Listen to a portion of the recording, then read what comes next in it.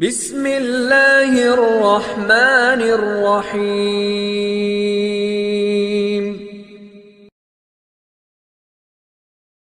हमारे चैनल को सब्सक्राइब करें और नई अपडेट्स के लिए घंटी के बटन को जरूर दबाएं।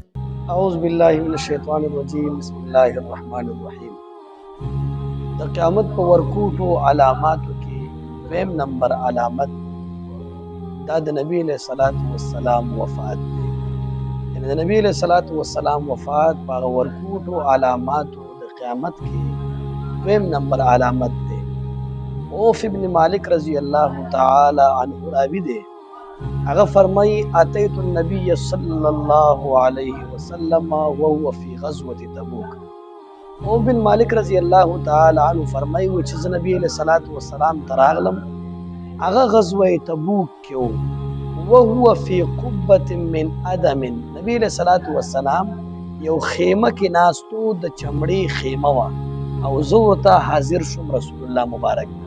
نبی علیہ الصلوۃ والسلام کو فرمایل اعدو ستم بین یدی الساعه چې تاسو وشمارئ هغه شپږ علامات چې د قیامت نه مخکې به څرګندېږي، د قیامت نه مخکې به ښکاره کېږي. وایي چې کله موږ ته دا وویل نبي علیه صلات وسلام فرمایل په آخره کې وایي موتي زما مرګم د قیامت نه مخکې د قیامت په علاماتو کې ده.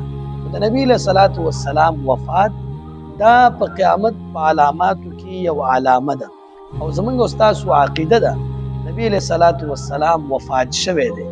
دا غي نه پس بل پیغمبر ناراضي خلک به د نبی علیہ الصلوۃ والسلام د نبوت نه انکار کوي، هم دغه رنګ وخت به تیریږي، د احکاماتونه د طریقونو به انکار کوي، څوک به نه کوي څوک به کوي، هم دغه رنګ به د قیامت کېږي او قیامت به راځي.